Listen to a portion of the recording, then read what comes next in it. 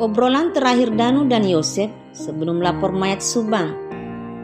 Namun sebelum lanjut di pembahasan, mohon untuk menyimak videonya dan jangan lupa untuk like, komen, subscribe serta aktifkan lonceng notifikasinya agar tak ketinggalan berita terupdate dari kasus ini.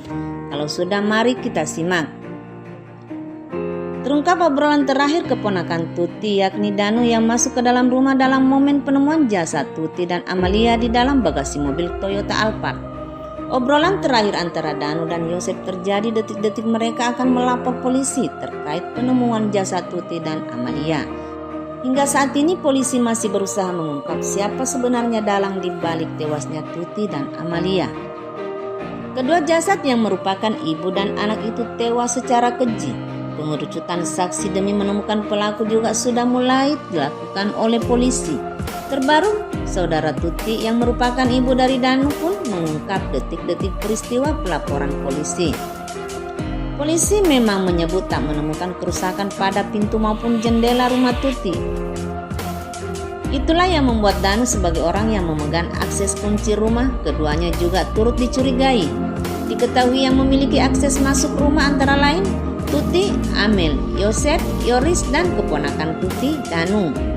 Danu juga merupakan pengurus di yayasan milik Yosef. Atas faktor tersebutlah Danu kini dicurigai sebagai sosok pembunuh ibu dan anak di Subang. Meski begitu, kakak Tuti, Lilis, meyakini Danu tak terlibat dalam pembunuhan ini. Ia meyakini anaknya tidak terkait dengan kasus satu ini. Atas faktor tersebutlah Danu kini dicurigai sebagai sosok pembunuh ibu dan anak di Subang. Namun saat ini polisi sedang terus mendalami apa yang sebenarnya terjadi sebelum penemuan jasad Tuti dan Amalia dilaporkan ke polisi. Ada obrolan terakhir yang terjadi antara Yosef dan Danu jauh sebelum polisi datang. Lilis mengungkap saat di lokasi Yoseflah yang justru menyuruh Danu untuk masuk ke dalam rumah.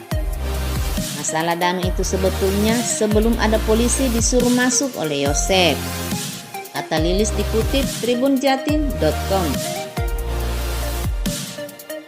Pada Danu, kata Lilis, Yosef mengatakan bahwa Tuti dan Amalia Mustika Ratu diculik. Katanya Pak Yosef, Bienung Tuti sama Amel itu ada yang nyulik. Dia suruh ke sana, suruh masuk, katanya Lilis.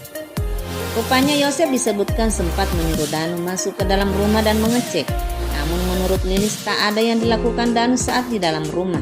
Lebih lanjut, Lilis bahkan menyebutkan keponakan Tuti itu justru keluar sembari menangis setelah melihat kondisi rumah, kata Lilis, yang rumahnya lagi acak-acakan. Terima kasih sudah menyaksikan videonya, sampai jumpa di konten berikutnya.